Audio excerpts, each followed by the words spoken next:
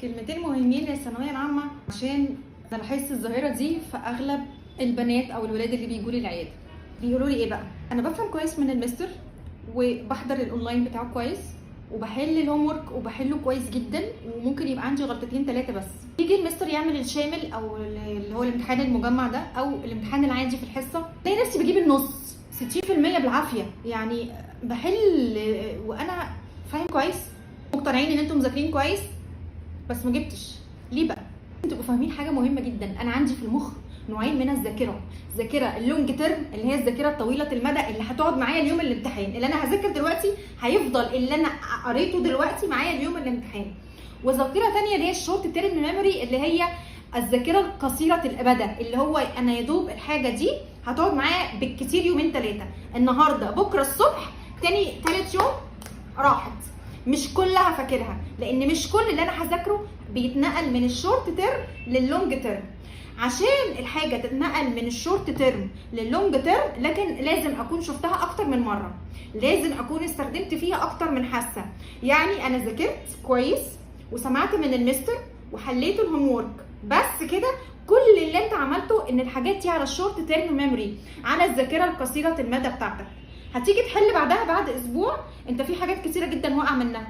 مشكلتكم ان انتوا فاكرين ان انتوا كده عملتوا اللي عليكم، ان هو انا هعمل ايه تاني؟ لا، انت هتعمل تاني، انت كده ما عملتش حاجه، انت يا دوب طبقت بعد الدرس. ودي مش مذاكره ثانويه عامه خالص.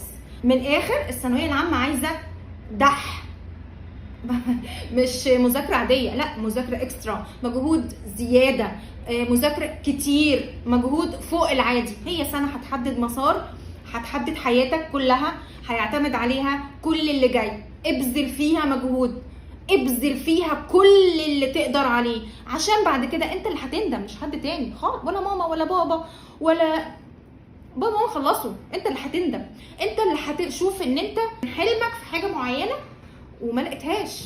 خاصة بقى يعني مثلا اللي فرق معاك كلية على نص درجة ده ربنا معاه يعني. لكن انا لما بقى الناس كلها شايفة ان انت واحد اقل حاجة تخش المذاكرة تجيب 90% تجيب 60%، يبقى انت اكيد في حاجة غلط.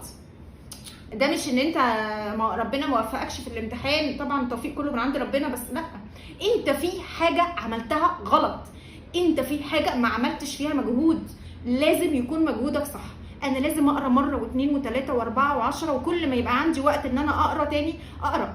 هتقولوا لي لا انت مش فاهمه حاجه، اصلا احنا طريقه مذاكرتنا دلوقتي مش كده خالص، احنا ما بنذاكرش بالصم بتاعكم بتاع زمان. اوكي، بدل ما تصم اقعد حل كتير. المستر بيديني حل وبحله كله وما عنديش حاجه احلها.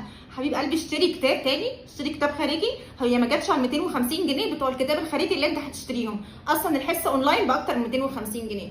اشتري كتاب تاني واقعد حل فيه. كل لما هتحل اكتر، كل لما هتشوف السؤال باكتر من طريقه.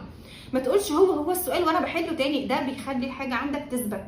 خلاص بقى زيها المعلومه اللي عندك دي، بقى زيها زي اسمك بالظبط. وخلي بالك كل مره بتقرا فيها المعلومه مخك بيستقبلها بطريقه مختلفه. انا لغايه النهارده انا بقالي 12 سنه بشتغل تغذيه، بقالي 12 سنه بشتغل تغذيه. لغايه دلوقتي في حاجات بقول هو انا ليه ما فكرتش في ده من زمان.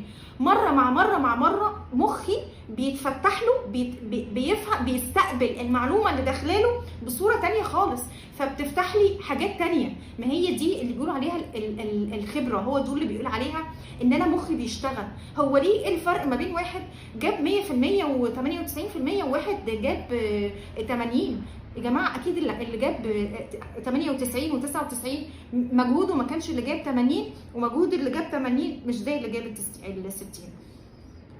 فالفتره اللي جايه احنا كل اللي احنا عملناه في الفتره اللي فاتت، احنا دلوقتي في شهر 12، هنقول ان احنا في شهر 12، قدامكم 6 شهور من شهر 12 لشهر 5 تقتلوا نفسكم في مذاكره، تطحنوا نفسكم في مذاكره. مفيش هزار، مفيش خروج، مفيش موبايل، مفيش فسح، مفيش اشمعنى. هو كده كلنا كده. احنا كان عندنا سنتين ثانويه عامه، انا كنت قاعده اكله نفسي على الكتاب. على فكره انا من الناس اللي ما قدرتش في الكليه اقعد على الكتاب ساعه، حاسه ان انا خلصت كل اللي عندي في الثانويه العامه. كان يعني انا دلوقتي بقول يا ريت كنت في الكليه بذلت مجهود اكتر شويه، قد كده بذكاء شويه، يعني مذاكره الكليه تبقى بذكاء شويه اكتر. لكن مذاكره الثانويه العامه بكتير اكتر، بعدد مرات اكتر، مره واثنين وثلاثه وعشرة. مخك هيستقبل الحاجه اكتر من شكل. الناس اللي علمي رياضه حلوا كتير كتير. عارف لو لقيت ورقه مرميه في الشارع فيها مساله حلها، هتفرق صدقني معاك جدا جدا جدا. ربنا يوفقك.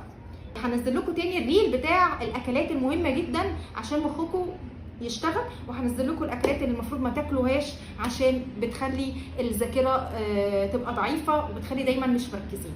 ربنا يوفقكم يا رب وتفرحوا اهاليكم كلها.